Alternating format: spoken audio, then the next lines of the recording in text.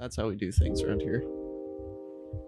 At a professional show, Yes, I guess. because we are nothing but professional here.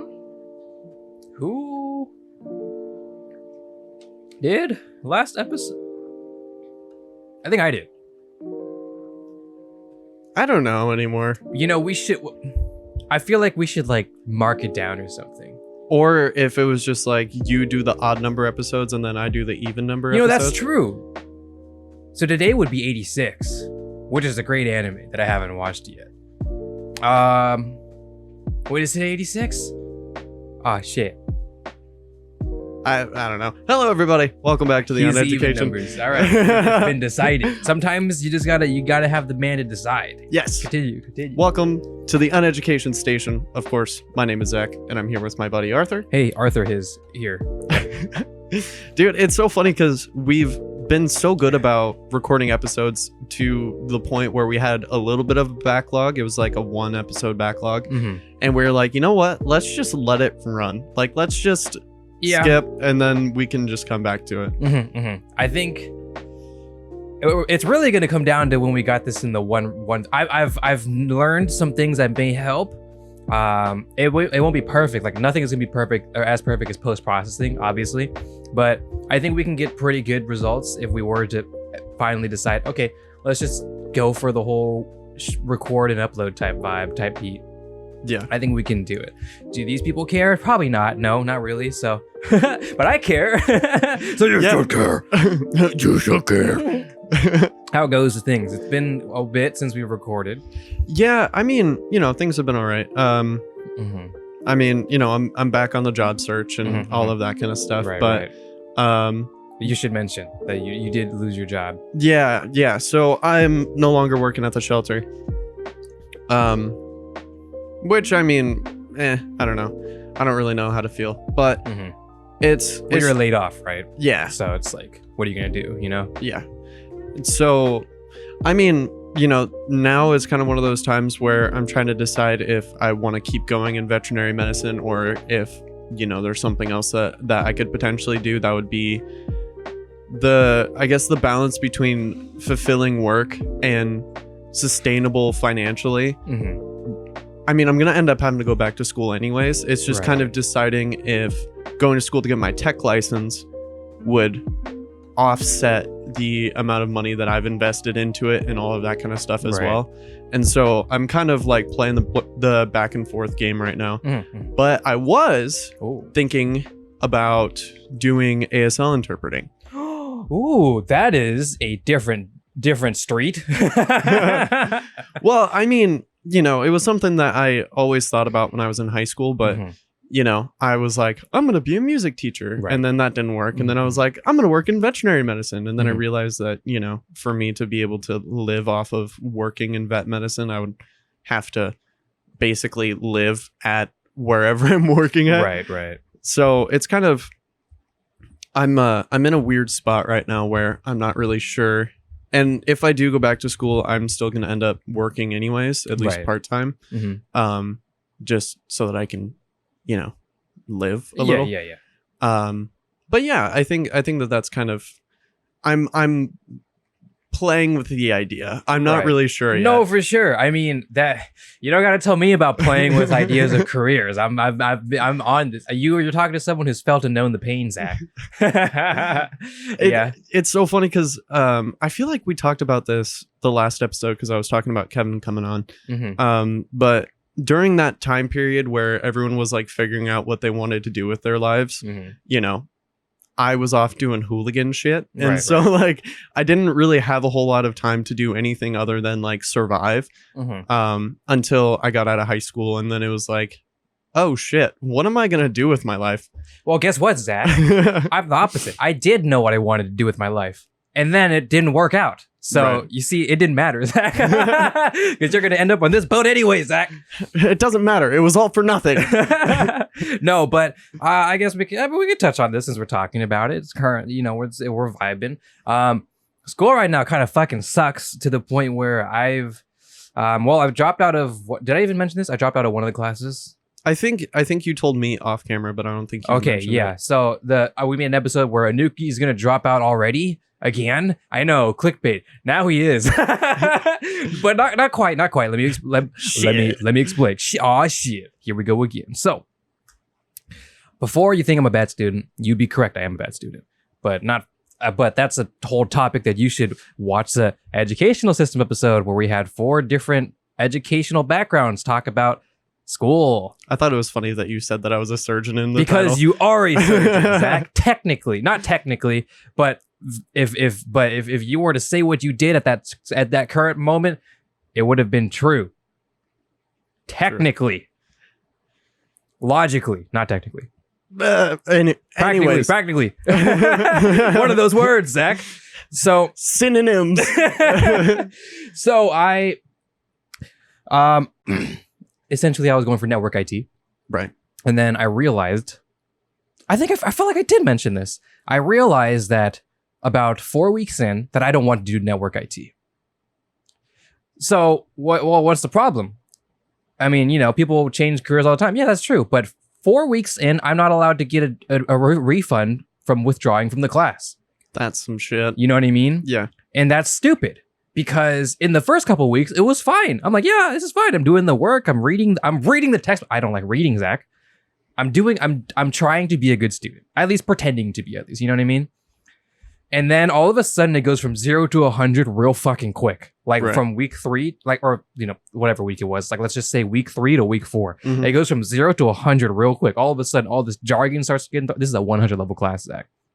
All this jargon starts getting thrown out. All this, all these just random shit that, yes, it's in the textbook, but under the work, the practical work that we're, like the assignments and tests that we're doing, it makes no sense, even if I look it up. And is it because the teacher's doing a bad job? No. Is it because the curriculum is planned poorly? I don't know. That's not really for me to decide because I haven't done the whole curriculum yet. Right. It's more just, there's just some things that no matter how hard you try, it just doesn't work in your brain. Yeah. Right? We have these things. I love technology. You guys, we know this. I love technology. I love computers. I love keyboards. I love smartphones. I love microphones. I love cameras. I love technology. You know what I'm not good at? Reading. Hey, fuck you. But yes, technically, I'm bad at coding and 3D modeling. 3D modeling and coding make no fucking sense to me, no matter how hard I think about it in my head. I'm an editor. I work in 3D space. I can do that. I can't 3D model or do renders and stuff. That doesn't make any sense to me. No matter how. Even I watched the Corridor Digital, Zach. I do that, Zach. I watched Markiplier make a cinematic. I watched Jacksepticeye make a game. I haven't watched that episode. I need to. It's pretty good. It still doesn't make any sense to me, and that's a good video because even Jack and Markiplier, they're like getting it, and they're like having fun, and it made no sense in my brain what these people were talking about, but it was interesting to watch, so I kept watching, right? For sure, yeah. Right. But it makes no sense no matter how hard I think about it. All my editor friends, they've moved on to VFX, like all my COD friends when they edit Valorant. So Valorant, you can't get cinematics because there's no cinematic theater mode type vibe, right? Oh, yeah. I forgot about that. So there is, to my understanding, there isn't. So what do? They have to do 3D. So this is why, you don't know this, but Valorant editors charge a lot more because it's a lot more work.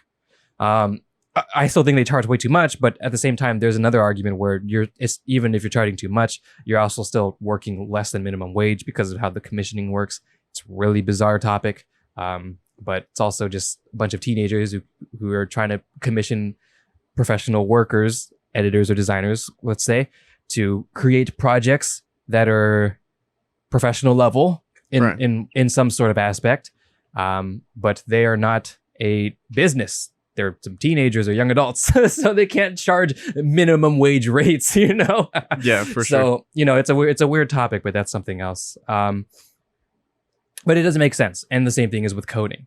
I think coding is very cool. Coding is everything. Right. Coding is the microphones that we're talking into from analog to digital, converting into the thingamabob, Zach. Coding is the lights. Coding is the air we breathe, Zach. No, it's not. But you know what I mean? It's the ones and zeros that make the life go round. Exactly. It's the reason why people are listening to us right now. I was going to point to my ear, but pointed to my temple instead for some reason. Because they're telepathically listening to us instead. In the year 2045, where we just have both in-brain speakers. Yes, it's one of these. It's when the AR goggles happen, Zach. Oh yeah. And then there's gonna be a huge hit, Zach, whenever this AR starts hitting, Zach. And then they're gonna find a way to implant it into our brains via chip. And that's gonna be the fall of humanity. No, but it doesn't make sense. And that's where we ended up going into a network IT. Not necessarily coding specifically, but working in binary. And converting IP addresses into binary, into these things, and taking and relating them to subnet masks. And I'm like, what is going on? What is happening? We were just learning about routers last week. What the fuck is happening? Yeah. What is this? I have no clue. And he expressed too, like he said, he noticed that this part might be a little hard. Dog, I had no clue what I was reading.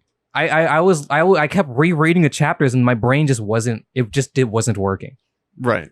Yeah, and it's so hard to, especially when you're trying to figure out what you want to do with your life, because there are some people that learn drastically different from everybody else. Mm-hmm. And like, I can't sit for 8 hours a day. Like, there's no fucking way. Like, mm-hmm. I'm always moving. I'm mm-hmm. always running around like a crazy person. Like, that's just kind of how I've always lived. Mm-hmm. And also, like, I'm a super visual learner. So and using my hands and doing things. Mm-hmm. So spending a lot of time like learning about like software and all that kind of stuff, or even, you know, coding and those types of things. Like, I tried to learn how to code right a while ago, like a couple of years ago, mm-hmm. and it just did not work. Like, my brain could not mm-hmm. do the big thinkies when it came to coding. And so that's where I ended up with doing ASL interpreting. Mm-hmm. And like, at my last job, it was really cool because we would have a couple deaf families come in to adopt or whatever. Mm-hmm. And you know, I was the only guy who was like relatively competent in sign language. Token ASL guy. Yeah. Token ASL guy. That's how I've been at every job that I've worked at, pretty much. Mm-hmm.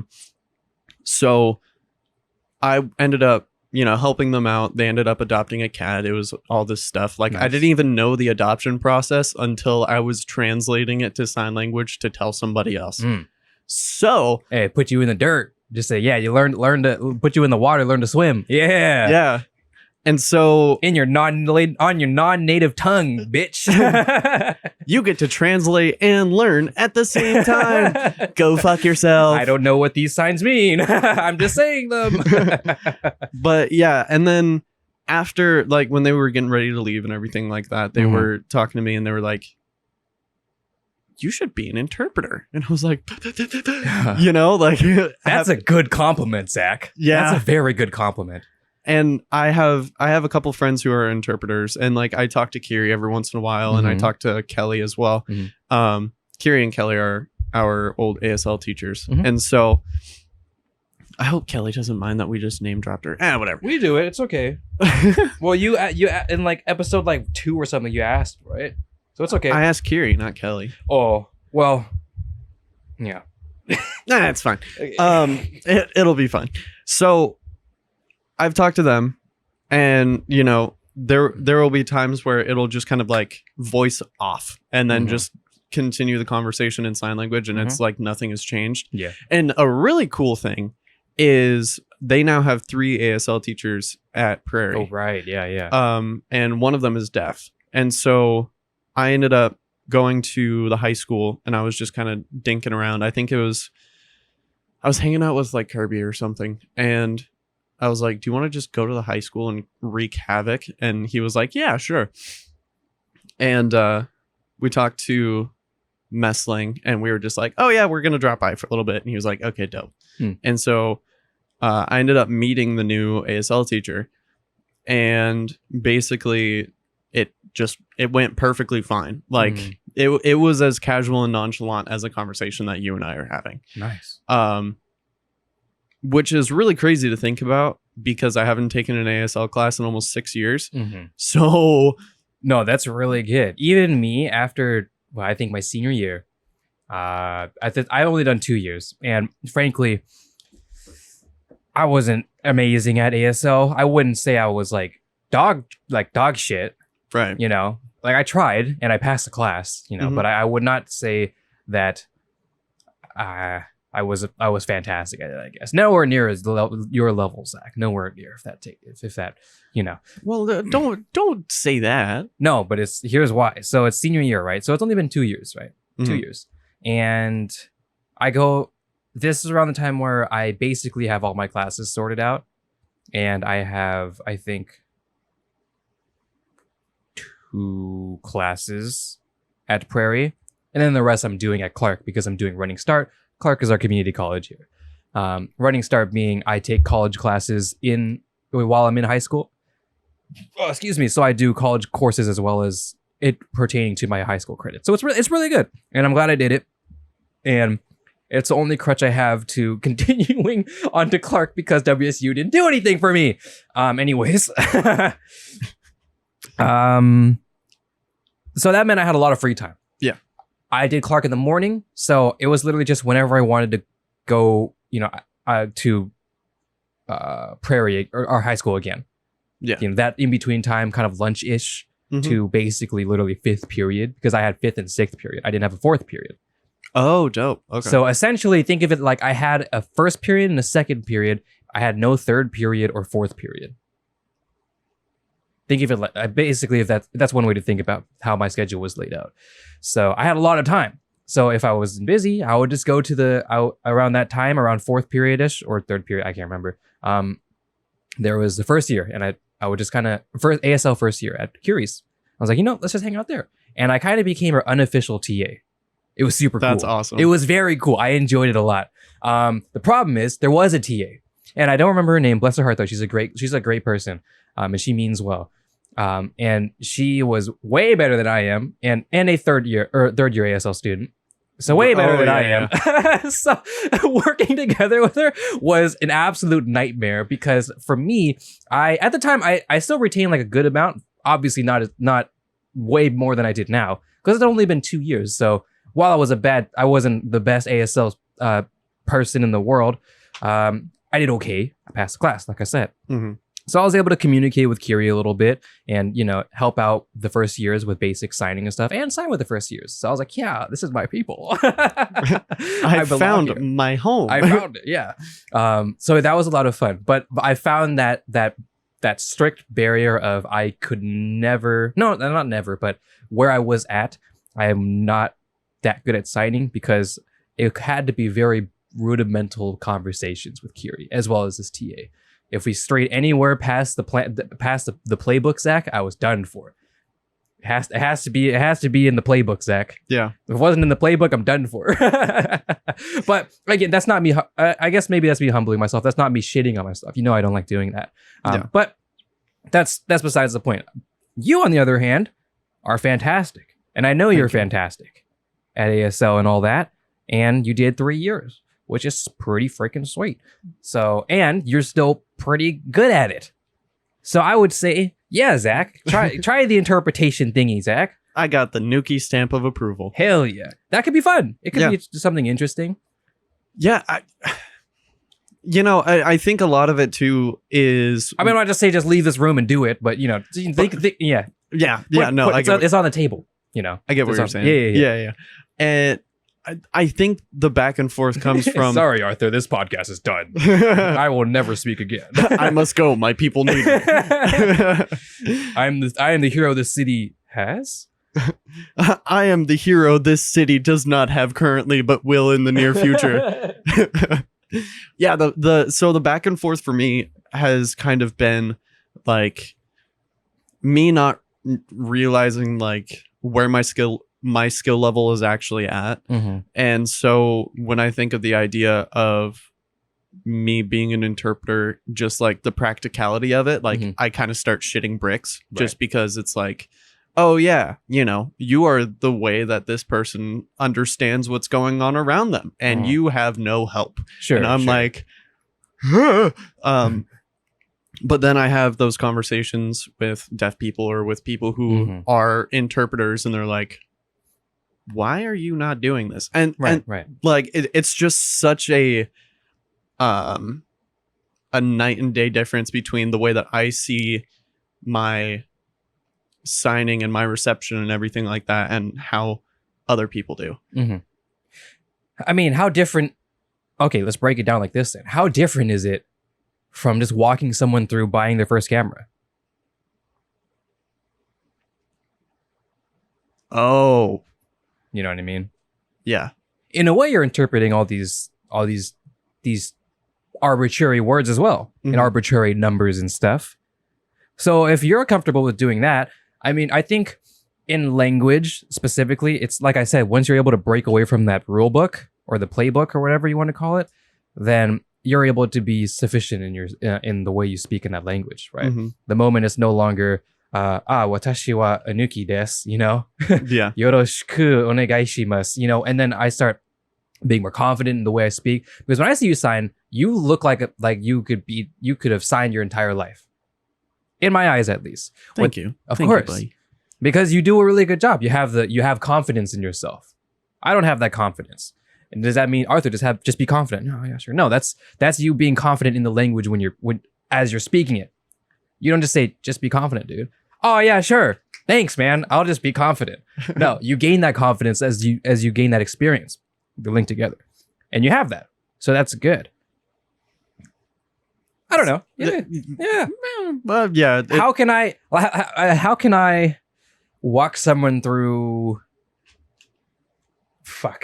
building a computer. Yeah. Or you know what, Cameron recently, shout out to Cam if he's listening to this.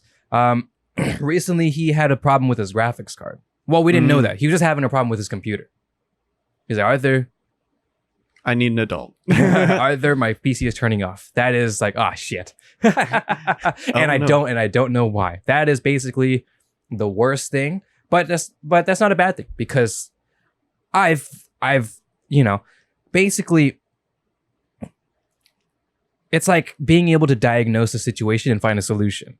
Yeah. From unknown, because I don't know what the problem is. I'm not even there. All I know is that 1, his PC doesn't turn on. 2, when he presses the power button, there's a click sound. That's it. So go through the steps, figure out what we can do, and after a long call, I determined that it was a graphics card. It could have been the power supply, it could have been all sorts of things, but it was a power supply technically, but it was more the graphics card, because his old graphics card, a 980 Ti, which is God knows how old this is now. It was just whatever it is, whatever broke down in it. It's just asking for too much power. The power supply, being a good power supply, realize it's asking for too much power, and it kills itself before it, goes kabooey booey, which is bad. Before it does the big bad boom boom. So yeah, before it commits scooter ankle, So I determined it was a graphics card. We gave it a shot, unplugged the graphics card, turned on the PC without the graphics card. It worked fine. There you go. See? Interesting. I've never seen that in my life, Zach. How was I able to diagnose that? Because I'm confident. I know my ways around it. Yeah. These things, right? You may not know every single sign. You know what I mean? God, I hope not. And I mean, maybe I learn a lot of Japanese one day. I don't know every kanji, but hopefully I would be able to be confident enough to speak it in a way that I feel confident in the way I speak it. And hopefully not get Nihongo Jozu, because maybe I'll have the black hair and I'm one of you guys, No, you're like, I am you. I am you. Hello. Hello. Watashi wa. Ohayo. So yeah, I don't know. I don't know where that would go, like what you would do to start that. But I mean, you have the connections. You can ask Kiri or something, and Kelly and them. You can ask, you know what to do. I don't know what to do. Yeah. I'm just a guy on a chair right now. We're both just guys on chairs. We are both guys on chairs. I was gonna say with chairs. We do have chairs. We are guys who obtain chairs, of which are sitting on top of. And sit on them. Not shit on them. Sit on them. Well, you don't know that. I'm really hoping you're not doing that in this chair. So anyways. So that's why your computer chair over there has a hole in it. Hey, how do there's a hole? No. Okay. That cost $500, Zach. Yeah, I know. We made an entire episode about it. We did. Oh, speaking of school, I feel like I should update everybody on my school life. obligatory Anuki school update. So, like I said, dropped out of the network IT class because I got fucked over. And I realized that network IT is not what I wanted to do. Then again, I kind of felt like it wasn't what I wanted to do because in my brain, I knew this is where the world was going to take me. Like, because I understand networking, IP addresses, all these, like a lot of numbers and stuff. It was just not going to work for me. Mm-hmm. I'm good at math, but I'm not good at processing numbers well, that's a lie. I can process numbers, but looking at numbers in regarding them to specific, I don't know, designated reasons for these numbers to be existing, right? Mm-hmm. I guess if that makes the most sense. Like this IP address, this MAC address pertains to this. This is why, what, these things. That doesn't make any sense to me. I'm more of a practical numbers guy.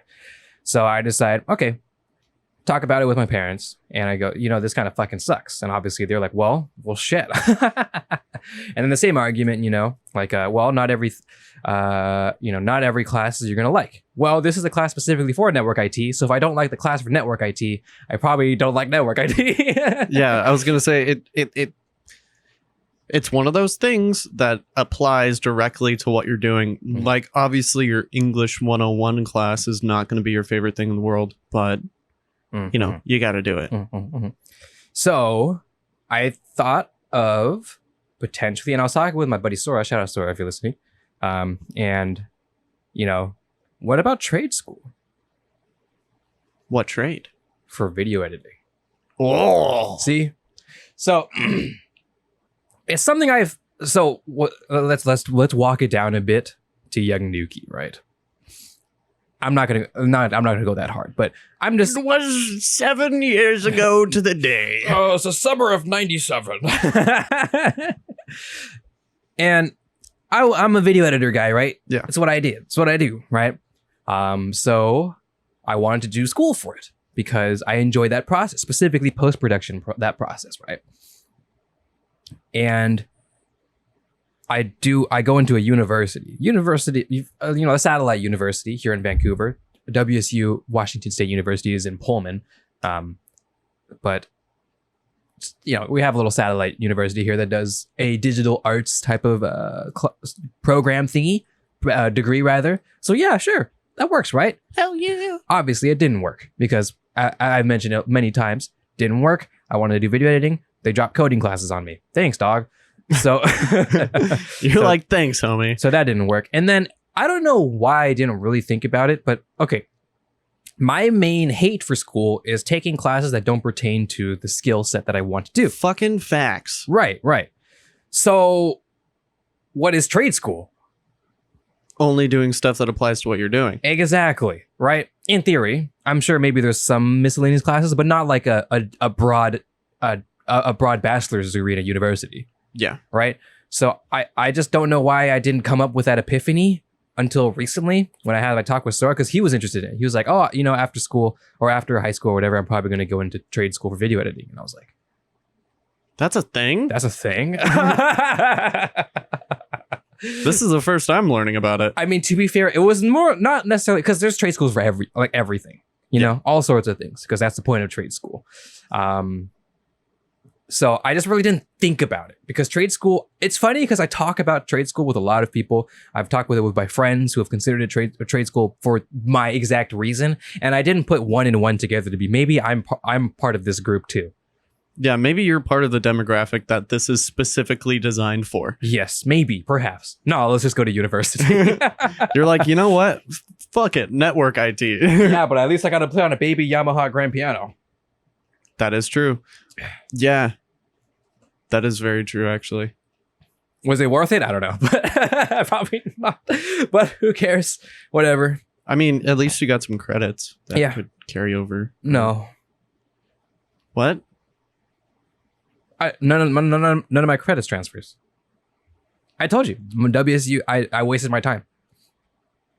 Oh, that's right. I don't know. Absolutely zero of my classes from WSU, my 2.5 years in WSU are going to transfer. Absolutely zero. What? Zero. That's fucked. I mean, maybe depending on the class, maybe like, because I did take like geology and shit and biology. I guess those, if they pertain to the course material. But otherwise, the special, like the coding class, that I didn't really do that much. Everything else, no. That's some fuck shit. It is some fuck shit. And that is why I say, and then that is why I am in the camp of, I wish they would just let you do more electives in high school so you can find out what you want to do. Yeah. So that way, potentially, you have less undeclared students going into the fact that you can go into university undeclared is already a scary fact. See, the way that is set up currently, it kind of makes sense because maybe no, well, go ahead. It's like you have an opportunity to get the prereqs done sooner, but also at the same time, prereqs are bullshit, and you shouldn't have to invest time, money, and effort into something that is basically like a high school history class or something like that, because we already went through all of that shit. Like we already took took history classes from grade 1, Zach. Maybe not. Maybe not like, maybe it didn't go as in depth, but from grade 1 to 2. Zach, The Story of Us. Do you remember those movies? Oh my god, yeah. We went through that shit, Zach. For what? To take it again in college? What the fuck? I know, it doesn't make any sense. It doesn't make any sense at all. So if you're gonna make us, I guess in that regard, because of how it currently is right now, that's where I would agree with you. But if it could change, then I would like. But if there's more electives, then that means you have to push that UCore stuff to, or the general arts, the liberal arts stuff to college. So it's like there's a balancing act, and I get that. But there has to. But I'm not a politician, Zach. That's not what I do. I'm saying that somebody should figure it out. Right, somebody who's a lot smarter than us. Yeah, somebody who does this. Yeah, I don't do that. But this is a suggestion as someone who is in this nation and has a fair say in what should and shouldn't be done. Right. Right. I think I can say that. I'm 21. I can vote. I'm 22. I can vote. Sorry, I gave myself an extra age or an extra year of youth. an extra age. I gave myself another year of youth. I apologize. Nah, it's okay. I thought you were like 75 by now. Oh, you're right. I found the fountain of youth, Zach. Bro is living in dog years right now. Bjork. Yeah, I don't know, but that's a topic that we discussed in the school episode. So I guess obligatory we'll have that in the end card. But yeah, trade school. I don't know much about it, if anything at all about it. What to look at, where to find it. I mean, I can figure that out once I have time, and I'll probably do that during winter break. Oh, excuse me. So something to think about, and hopefully it's the road, because I know it sounds dumb, especially as someone who's been editing for 7+ years, but I'm not someone who is just like, I enjoy entertaining and I enjoy presenting, right? That's why I stream. That's why I do this podcast thing. I love talking and I love presenting. That's why I always mention that I volunteered to be the presenter for group projects, because I like presenting. And also you didn't have to do as much of the book work because you're presenting. Life hacks. I'm not even socially. I'm not even like an extrovert. You just gotta pretend to know what you're talking about. Work smarter, not harder. So that if I could be who wouldn't want to be a full-time streamer, right? Right. Who wouldn't? But if I had to be realistic, I literally could live my life as a wake up, hopefully not too early, but just wake up, go into some sort of office or some sort of office or studio, sit in a computer, edit videos, finish them, or work in a team, like be a part of a team, not necessarily a leader. I don't care to be a leader. Just be in a team, get paid, go home. Like I would do that. I enjoy the mundane task of cutting like raw footage together and putting it together. Like I enjoy that process specifically. It is really cool to have everything come together the way that you want it to. And, anytime I am making a video of any sort, really, I've always kind of had a vision of the edit in my mind. And for the longest time, I was never really able to practically get to the point to where like those things matched up. I mean, I'm getting better now. And, you know, the more projects I work on, the more comfortable I get with Premiere Pro and all of that kind of stuff. But like, yeah, it is definitely a huge part of the creative process because, you know, unless you're just playing a game and just like goofing and gaffing with the boys, like, you know, I kind of have that internal idea of like, this is kind of like the general idea of how I want it to turn out. Right. Yeah. But I guess what I would be doing is I would be in a team, and then if I were to be in a team, so this is how the real one works for my editors listening, you'd be in a team, you would have supervisors and higher ups, you would obtain notes, and you would edit directly based off of those notes. And then you would get a finished product, you would turn it in, you would get notes back to fix. And then that's how that would work.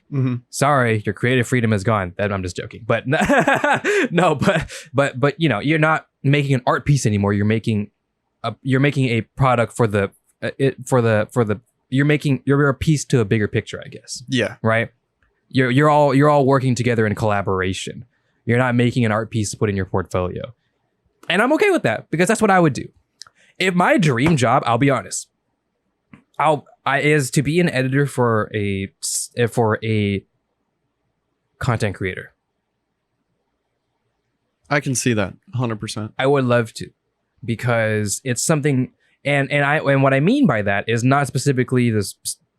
I want to say stupid, but I don't think it's stupid. I think it's just it's just oversaturated, and it's more of like a in the moment type thing, trend type thing that's going to go away soon. But current content creators that are all about, you know, the over edit type stuff and the animations and all these things and the subtitles and the rotoscoping and no, that's not for me. I could literally see myself working like in like a Linus, in like a LTT, like the editing team. You know what I mean? One of them. For sure. Yeah. Like that's where I would be. I would work for something like that. And I would love that. Or even just any content creator, really, that's just more of a video that's more professional looking and that's more sustainable. So I would be more of a tool to their arsenal. Right. That's what I would be. I'm not the reason why this person is succeeding. They are succeeding. They just need help to continue to do what they do, and they don't need to worry about editing. Right. Because that's the goal of a content creator, to be successful enough so that way you can push your load of editing, which you don't need to do, to someone else. And, you know, it would help that they understand your stuff and they'd be adaptable to your current stuff. But I mean, you can work it out, and over time, it'll just be perfect. That's what my role would be. I don't necessarily need to be this super cool editor, you know, hey, look at this. You see this guy's video? Look at the way it was edited. No, I don't care about that. I think what I imagine, I would edit a Casey Neistat video type vibe, you know? Yeah. Or even like, you know, we were talking about Markiplier and like Jacksepticeye, those guys who do a lot of the IRL stuff and a lot of like the really cool fun stuff. You know, I can just imagine you fitting in really nicely into that type of environment, just because like, you know, it's kind of like me being behind the camera for video projects and those types of things. Like, you know, you become like a part of the lore, you know? Right. You're like, oh gosh, what's Markiplier's editor's name? Lixian? You know, he just randomly pops up in a little animated form on his videos every once in a while. And it's just like, that's the guy. That's the dude. And I mean, that would be cool, but that's not something I'm looking to do, like to be. That's more of a trust between the content creator and the editor. Yeah. Right. That's a bond that's created, of which case they are like, they become synonymous with each other within the video. Right. And then, you know, oh yeah, Lixian edited this video, or Mudan edited all of Anime Man and Connor's videos, right? That type of thing. But that's because they became so successful in and of themselves and made a name for themselves as an editor. right? I would do that. There's this one editor, KR Speedy. I mention them all the time in the crew and stuff. I love Speedy. Yes, of course. Them and Silent. I still watch their videos every single day. It's actually the only videos that I watch every day, honestly. And the KR Speedy's videos, I watch them like just throughout the day, just as content in my AirPod Pros, as I'm doing random things. I just have them going on because these days they stream and his videos are just 30 minutes to hour long, like just videos and stuff. But they're edited by Appreciator. Shout out to Appreciator, who is a really fucking good editor. But he's a great editor. Mm-hmm. He didn't. Listen, I need everybody to understand this. Okay, I'm listening. He did a video of Mario Party, which is like an hour long or something like that. Oh, at least, if not more than that. Mm-hmm. And he face tracked Speedy's head onto Birdo's head the entire video. The entire video, Zach. Oh my God. Who does that?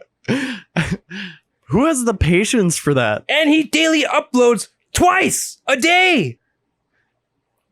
And KR Speedy has two channels. One is KR_Speedy. The other one is Speedy W03. We all know him from the old Call of Duty videos and stuff. That's his main channel. That's kind of died off because now he's moved on to his KR_Speedy channel where he uploads all of his live stream stuff. But even literally just this week, just drops an hour long best of the crew video, like best of KR Speedy video. An hour long. Like, he's a fantastic and fast editor. And that's all you need to do. That's wild. Right? Like, that's all. I'm not that it's not hard. That's not what I'm saying. It's very hard. Oh, sorry, I spit. To sift through Twitch VODs and make even if you're not doing crazy edits and highlights and stuff, but to sift through a Twitch VOD and edit it. That is torture. Bro, it took me 2 days to edit a 15-minute video. And he uploads twice a day. Yeah. Jesus. Mm-hmm. So, yeah. It's like, fuck, dude. But that's the role I would do personally. That would be like the perfect editor for me. Like, I would love that job where I'm not necessarily overqualified. That's not the right word. But it's because I'm overqualified that I'm very familiar with working in this type of environment. Mm-hmm. And I have the skill set to be fast and efficient because I know everything. Now the question is, would you use After Effects or Premiere Pro? Well, you would use both. I mean, in general, you would use Premiere Pro for everything. Oh, I'm saying like you personally. Oh, me personally? I know that you are like super, super well versed in After Effects. Yeah, I mean, I've used it most. The only reason why I wouldn't ever use I use After Effects for COD editing and stuff, and for VFX works, and also the graph editor is superior. Premiere Pro doesn't have a graph editor. You don't know what this means. It just means a really nice way to mess with curves and stuff. It's great. It's fantastic. It doesn't exist in Premiere Pro, and it sucks in Premiere Pro, and Premiere Pro sucks. Excuse me. Fucked. But Premiere Pro is a non-linear editor.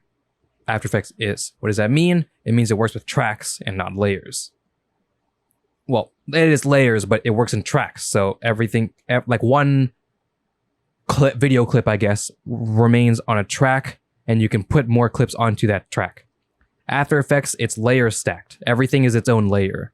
So it doesn't work very well for videos. Because so if you have a video clip, for example, like a clip or whatever, and you want to add things to it, or you want to cut it up or stuff, like let's say a whole video on Premiere Pro could remain on one layer.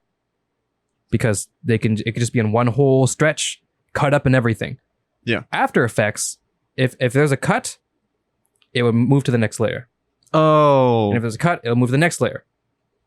And then, layer, and it'll layer stacked on top. That's fine for working for VFX because that's what After Effects is for. Right. Right? But that's why Premiere Pro exists, because it's a non-linear editor. It has that straight line. And you do what you got to do. It works in a track or a lane. I call it a lane-based system. Yeah, that does make sense. And it's really funny when... I'm sorry, I just nerded out for like 30 minutes. Bro, you're totally fine. It is really fun editing in Premiere just because it's so cool to see, like, after you're done with a project. I don't know what After you're done editing a project and you just zoom out and look at how fucking chaotic the timeline is. Yes. It's great. It's a great time. Everybody does it. Everyone's like, oh, I kind of meme it because everybody does it. All the content creators, oh, new video, and they just tweet their timeline. I'm like, oh, yeah. It's a timeline. It's a timeline. I mean, if it's really substantial, then I get it. But it's kind of it's hilarious. But I mean, in a lighthearted way, because Dude. I've been there. So, yeah. Dude, have you seen like editing timelines for movies? Yeah. It's fucking chaotic. They're fun. They are fun. I would totally do that too. Dude, okay, so it isn't a movie, but I don't know if you remember Markiplier came out with a video called Wilford Mother-Loving Wharf Stash.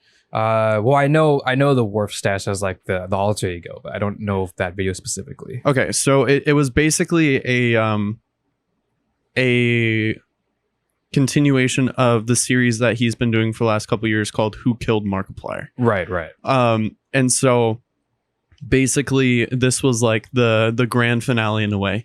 And so he ended up, after the video had been out for a couple months, he ended up posting a 3.5 hour long video going through all the footage, going through the Premiere Pro timeline, and just like explaining everything, talking about behind the scenes and everything like that.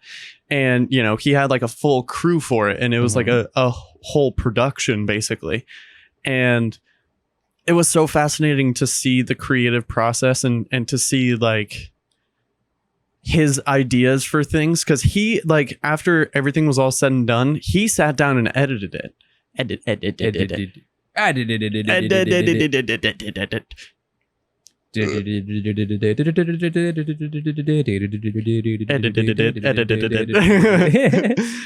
he sat down and edited the entire thing. And so it's really cool to just kind of get that behind the scenes look, and For sure. just seeing something that it feels like you're not supposed to see, because like you look at the final product and you're like, oh wow, this is so pretty and well done, and then you watch the behind the scenes and he's like, yeah, we had to jank the fuck out of some of this stuff. Yeah, I mean, when you got to be really practical about things, it works really. I mean, come on. See, this is why I like the production side of things, Yes. because I love to be able to learn all of those random little things that you can come up with to get the same shot. I think that problem solving was what really brings out the art in a creative. Like when something cannot be done, how can we make it work so that it looks like it can be done? You know, For sure. Yeah. that's the fun in this kind of type of filmmaking industry that I really enjoy a lot. Could I ever do it? I mean, I don't know. I'd have to do it myself, and I think that comes more to experience, because a true director, if you will, is who's going to make those calls to be like, okay, well, if this is not going to work, I want it to work. Let's figure out how we're going to get it to work, right? Yeah. I think that's where that type of thing goes. And that's why, you know, watching speaking of corridor visual again, or corridor digital again, the VFX reacts, and when they bring on guests who actually worked on the movies, their insight is incredible. Even if, again, I don't do VFX, Zach, like Right. CG and stuff. I don't do that. That makes no sense to me. But it's interesting to watch their, not, I guess, breakdown, if you will, but their explanations, for lack of a better word, for, you know, what happened, why this happened, what we had to do to make it work, and things like that. And you would think they really had to do that for like this type of production quality of like a fucking Marvel movie or something. Yeah. And something wasn't. What do you mean? It's a Marvel movie. Everything just works. Let's just code it. Fuck it. I don't know. Let's just code this to make it work. Which, I mean, I'm sure they do, but there's some things we're just like, okay, the computer can't generate everything that we need, although it's going to generate a lot. So how are we going to make it so that we can, you know, make it look like how are we going to make it so we can look like what we need? You know, things like this that it's fun to watch, and it's fun to experience. How far would I go into it? I don't know. Again, that would be more of me getting into that field. But for me, it would just be like, okay, here is the raw footage, you know, and here are my notes that I want you to do, you know. Let's create a story with this, I guess, right? There is a point to this video. It is my job as the editor to convey that. Sorry, it is. I'm talking really fast. I'm trying to stop that. It is my point as an editor to convey that story with the way I cut the video, which sounds really silly, but it's really impactful, especially if you watch things like video essays. Yeah. Video essays, I've mentioned it before, they're the greatest videos on YouTube. They're so good. They're fantastic, especially the amateur. I love amateur ones, or not. Amateur one's not the right word, but they always pop up from like random channels that only have like 1 or 2 videos, and those video essays do incredibly well because they're interesting to watch and it's engaging, you know. Dude, and I've gone down the video essay rabbit hole. It's so good, and it truly is like someone who just has minimal experience or a lot of experience, but let's just say the average person with minimal experience in editing and I don't know, microphone technique or something, or it's just minimal experience in this field, but is good at writing and is good at storytelling. Mm-hmm.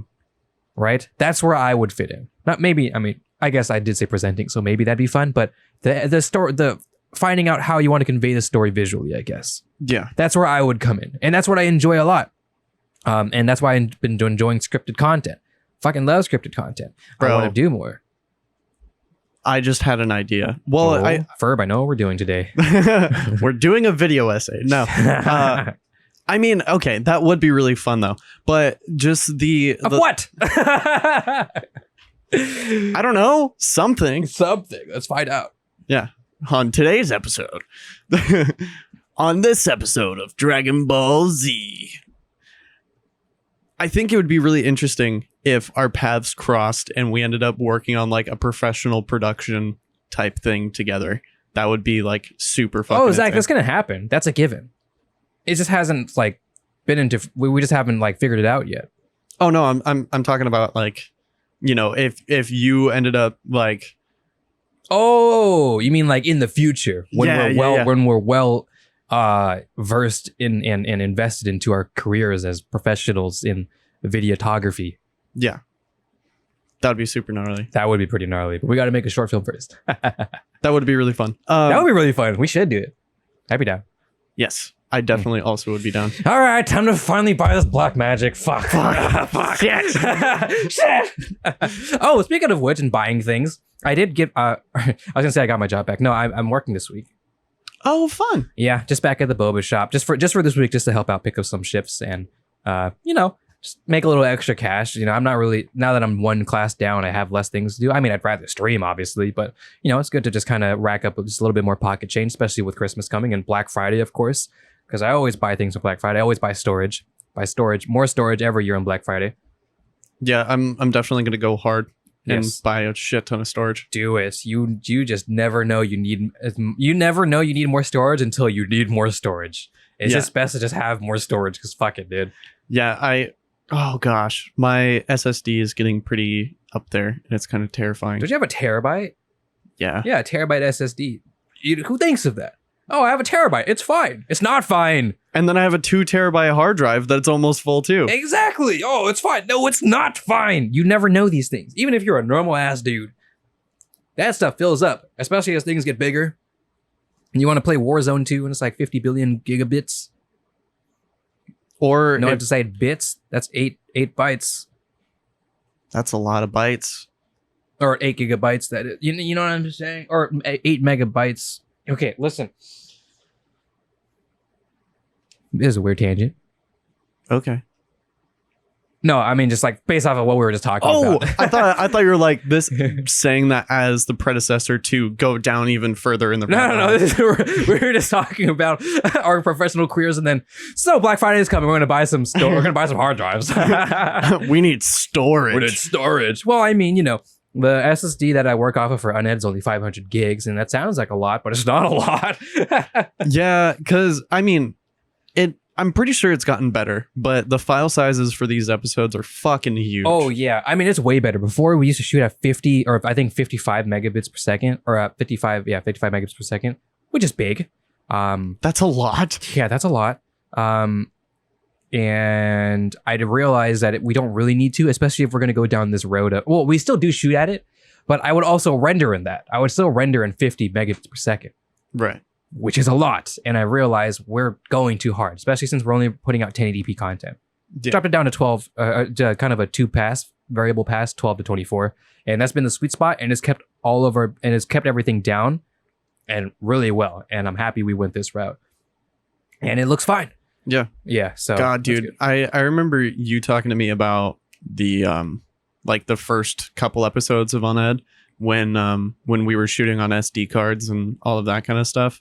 Oh yeah, that was not pretty. That was not pretty. But I mean, the reason why this is good is because now if we ever really need to, we can. So the problem was we had a threshold of we could only record, I think, like 2 hours, like 3 hours, basically. I mean, we never hit that 3 hour, but it seemed that way because on Spotify specifically, you get a max of, I think, 250 megabits per second or 250 megabits by upload. Yeah.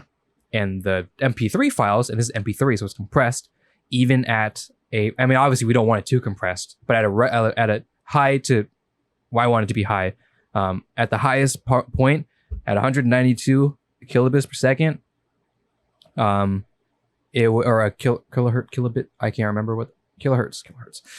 It would be, it would hit that 250 threshold, so we'd have to drop it. So we would never want to go that high.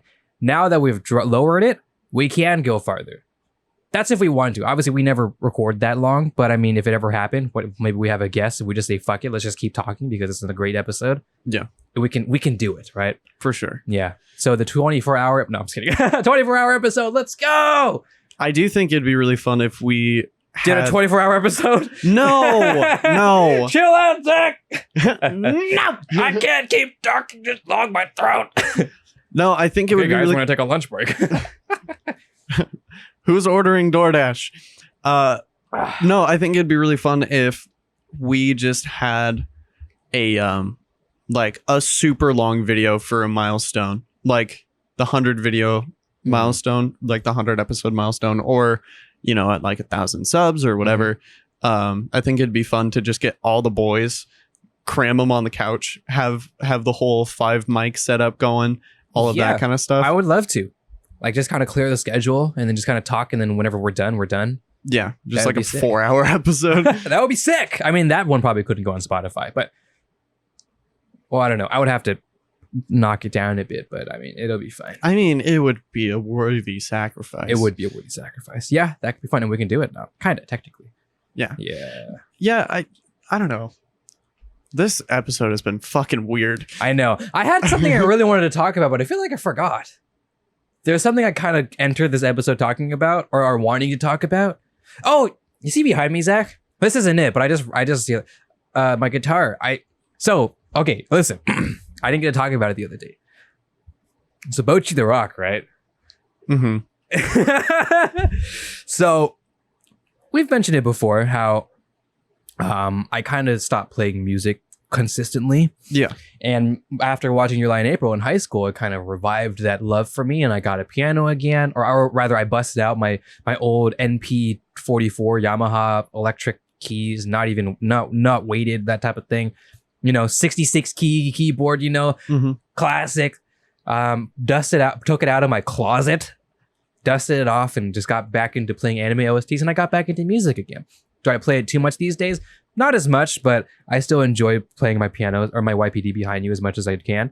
And who would have thought? Bocchi the Rock comes out, which is the best anime of the fucking season, Zach.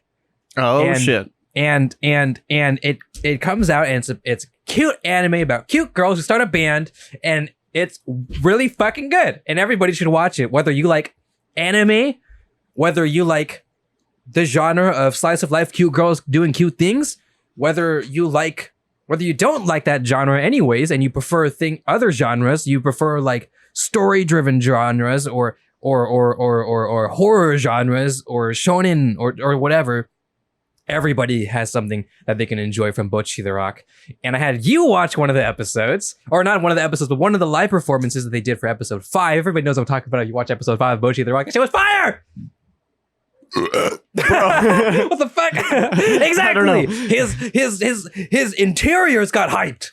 Bro, when you showed me that, so that was after we filmed the last episode. It was so funny because like for people who aren't musicians, there's a specific type of frustration when you watch shows and movies about musicians, whether it's live action or animated, it doesn't fucking matter. When you watch He's clapping. When you watch a show that has put so much time and effort into making sure that the animation is accurate. And when I say accurate, I mean like I literally was thinking of the chords to the song that they were playing as they were playing it. And I was like, oh, that's a really sick guitar riff. I'm going to go learn that when I get home. Like, huh? No, it's fucking incredible. Like, okay, I have to stress this because, okay, this whole genre of I'm so sorry, but this whole genre of slice of life is like hit or miss. It's like you either really like it or you don't like it, and it's fair because this or not necessarily slice of life because there's a lot of shows that classify as slice of life, but slice of life under the subgenre of cute girls doing cute things. Love to see it. This is a subgenre of cute girls who do cute things. That's it. It's like cute girls who go camping in the mountains during winter. You just pointed at a poster that's on the wall. Yeah, because my Eurocamp poster, and that's it. Cute girls who are in a archaeology geology club, and they explore together about astronomy and stuff, and rocks and archaeology. And that's it. Shows like this where there is no like direct plot line, there's no drama. You know, these shows are like the casual shows. They're just simple shows that you can put on and it's cute, it's fluffy, the OST is nice, and you just kind of zone out and you just enjoy an alternate universe where you wish things were like this. You wish life was this simple, you know? Yeah. This is the genre, and I love this genre so much. But they start a band, and it's so cool. And it's very cool. Now, Zach hasn't watched Bocchi the Rock, but yeah. I have not. But this is solely based off of one 5-minute clip. I'm watching it. Yeah, let's go. I'm stealing your Crunchyroll, and I'm watching it. Go ahead. You can't take any screenshots, though. Shit. No, it's funny. But the reason I bring that up is I get it. That's this subgenre of not just slice of life, but cute girls doing cute things. It's just not really enjoyable for most. I want to say the average watcher of anime, I guess, because it's really like I don't want to call it a niche. That's not the right word, but it's its own category. Like you enjoy it. Cameron enjoys it. I don't know how, but he fucks with Eurocamp a lot. And it's just cute girls who go fucking camping, Zach. That being said, the landscape and artwork is fucking phenomenal. And it's the type of show that you can just like, you know, the show where it's a show where, okay, you're watching it and you can just go, like in real life, Zach. Yeah. Like just kind of do a sigh of just, this is nice. This is nice. I love that shit, Zach. Inject that shit into my bloodstream, Zach. Type beat, Zach. Type beat, shit. Type beat. I enjoy saying by the way, the type beat is a fun word to say. You know, vibe. Yes. I love that type of vibe. I don't know where this came from, but type beat is my new thing. I don't know. Did you hear that Elon Musk is trying to relaunch Vine? I did hear that. I didn't know it was Elon Musk specifically. I just knew Vine was going to be relaunched. I think it was bought by Twitter and then it died. Yeah. Or that was back then, right? Yeah. So I mean, if he wants to, sure. I don't know what the point of it would be because I mean, we are Vine people. Yeah. Right? So obviously we like Vine. Yeah. But I don't think Vine would be a success today, like to come back. Even for us to go back onto it, I don't think so. I don't know, man. It would be cool to have like that slight chance of hitting the gold mine like the people who did in like 2013, I know, 2014. But the landscape is so like, because we have TikTok now, we have YouTube shorts. Right. And at this point now we have Instagram reels and stuff. You know? It's tough. The landscape is a lot more, or what is the word? Saturated. Saturated, I guess. There's more townsfolk. There's more people. There's more buildings. It's no longer a wild, wild west. It's a community now of all sorts of different ways to have short form media. So Right. Vine is going to be really tough to be successful. I mean, I wouldn't be mad if it's just like, fuck it, whatever, then fuck it, whatever. I'm not like, it's whatever. But I don't know personally if I would install Vine.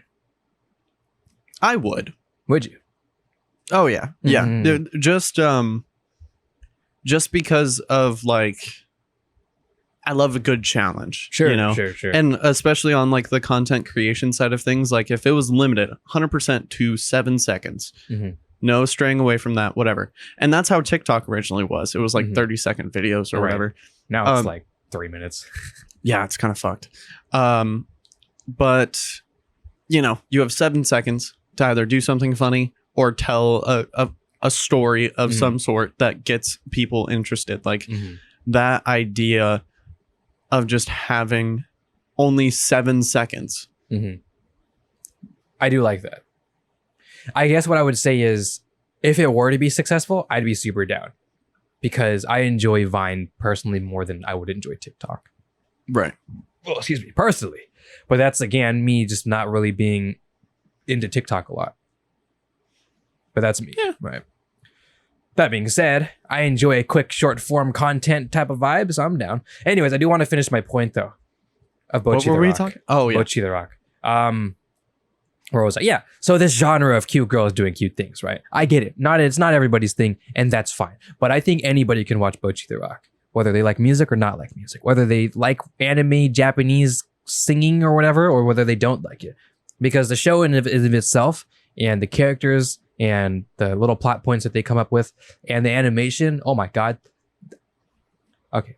I don't want to say this because it's not something I enjoy saying, but if you look at the manga, you'd be like, holy fuck, this manga got a fucking facelift. Jesus. Like, I don't like saying it because, so the art style for the manga is like, stereotypical is not the right word, but in the same way that you can see a shoujo manga and be like, yeah, this is shoujo. Mhm. You go look at this Bocchi the Rock manga and be like, yep, this is like this 4-coma slice of life, cute girls doing cute things art style. Because that does exist. Mhm. And that's fine. But they get animated in different art styles all the time, because that doesn't really translate into anime very well. And we've seen this before. Mhm. That's fine. Bocchi the Rock is different. Bocchi the Rock, Cloverworks took it. Cloverworks are fucking broken as far as, like, they're the new Kyotani Oh shit. in terms of just Bangers. bangers after bangers after, and just like crazy production quality for no fucking reason. Because why not? Zach, this is the cute slice of life genre doesn't need high quality animation, because that's not what the point is. Mm-hmm. And then Cloverworks said, yeah, nah, fuck it. Let's just throw all the stops. And you saw that. Yeah. That live production, that live performance you watched, which was the episode 5 performance, and now that was more of a really good example, but the animation is so consistent throughout the entire show, even to that That's point. wild. It's crazy. I'm like, whoa. The only time I've seen an animation like that is probably like Shaft or something, or Kyoto Annie. And that, I'm not saying Kyoto Annie is still going to be the number one top dog for me personally, and probably maybe for you. There can be only one. But Cloverworks is fucking incredible. They did Akabi-chan, like I mentioned. They did Dress Up Darling, which they blew up from. They didn't blow up from it, but they did it, and they did fucking incredible. Same year as Akabi-chan as well. They're doing Spy Family, which is a great show coming out right now. They are making a name for themselves right now, and I respect that. And they took this manga that had no reason to be animated so well, and they said, yeah, let's just fuck it, bro. Everything top-notch quality. Fuck it. Let's hire a band. It's so good. Let's hire a band and have them do all of our live performances, and then animate them frame by frame. Yeah. and I feel like I talked about this in, I think it was a Your Line April episode, but like the fact that they represent the just how hot and uncomfortable it is to be on stage and like you're just going to be drenched in sweat the entire time, you know, like that idea. And then, you know, how bright the lights are and like, you know, it's just wild. Like for people who have never been on stage before, like that clip that you showed me the last time I was here, that would be I would say one of the best clips to explain like being in a rock band, basically. Oh my gosh, it was one, being in a rock band, and two, being in the audience. Yeah, bro. Like the camera work. Oh my gosh, yeah, it was so good. It was so good, and it was just way too good. So I know we're going really long. I wanted to talk about this though because it's as a live performer understands why this animation is really fucking good. Me as once a live performer understands why it was really good. Why was it really good, Zach? Because it was accurate in the way that it was drawn and animated and everything like that, but it was also accurate in the type of energy that it was trying to convey, right? So like, you know, at a rock concert, you're fucking hyped. And the entire time during that scene, it's just super hype. And you get like those really cool panning shots in the audience, like looking up onto the stage. It's like, you know, you really get that residual. The fret camera. Oh my God. The camera on the guitar looking down the fretboard. Like, yeah. That's like some Dragon Force type shit. Dude, it's so cool. But also, right, we mentioned like the little things. Yeah. The tiny gestures. The way they're kind of grooving during idle points or even just in general. The singer just kind of, you know, swaying around and stuff. The bass player, when she would like do like when she would drop her hand for open strings and stuff like that. Yeah. Or like the kind of someone described it, because I commented on this video because I talked about it because I was so hyped, and then a bunch of musicians started, you know, replying it as well, like, oh yeah, I played the bass and she did really good, and I played and you know, I played the drums and look how accurate this is. Like in the drummer where she's during idle points where she's counting with her feet, and then when she's doing fills and she's looking from snare to the tom as she's doing the fill. Yeah. These little things, Zach. These and like tiny things. It's really funny because something that goes completely overlooked is a lot of times what drummers will do when they're just keeping time, they'll have the hi-hat going, right? And you know, when the drummer wasn't playing on the hi-hat, that shit was going. Yeah. And like, you know, it was like the most minuscule thing out of like the grand scheme of things of just all of the really cool shit that they did. And the fact that they added a fret cam. I know, right? That was so cool. Like, so to explain it for people who don't really know what we're talking about. So sometimes you'll see live shows and someone will put like a GoPro on the headstock of the guitar, so like the very top bit where all the strings are, where the tuning peg boys are. Yeah, where the tuning pegs are, and then it'll point to the fretboard of the guitar, and so like you'll see them playing the chords on the guitar or like shredding or whatever, and you just made me think of a Dragon Force live show that I found on YouTube that was just like super gnarly. Yeah. But yeah, the fact that they animated that and they animated it convincingly and they animated it convincingly while making it seem like we were at an actual concert. Like, bro, I've been to actual live shows that have less energy than that fucking animation. It's just something that you look at it and you're like, this is made with a lot of love. Oh yeah. One, a lot of love, and two, a lot of care in the sense that they did their research. Like yeah, and they references on references, probably even real performers, probably even had real performers in a studio perform the song, like perform this whole scene out and took that as reference, probably. Honestly, I wouldn't be surprised if they found a venue or if they animated the venue based on what they used as a reference. You know, like imagine. I mean, it looks like a underground, just small club venue thing, you know? It looks like a venue that I've played at. Yeah, exactly. Yeah, and you know the amount of respect that you can feel like coming from a musician, like you can tell that they wanted to like set themselves apart in that way, because like there are a lot of shows that are animated like absolutely beautifully, and then they just absolutely shit the bed when it comes to like live performances or like stuff like that. Yeah, but it's hard though, you know, like that's not a standard you can hold, because that's hard. That's like, okay, we have to put a lot of fucking money into this, because that's frame by frame work type stuff, you know? Yeah. And you know, you can cheat it in ways, but you can maybe, for a guitarist, you can show like maybe don't necessarily show all the chords, or don't show the finger specifically, or have their fingers bunched up and just have them move around, you know, things like that. And that's fine, because you're not really trying to convey like your skill in animating this performance. You're trying to convey the whole piece as a story. Yeah. Right. And that's fine. And it is really cool when I find animated shows or like just clips on YouTube where they're not trying to put each finger on each string when they're playing the different chord groupings and like, I didn't mean to flip you off. That's just the grouping for a G chord. But you know that. How dare you, Zach? I'm sorry.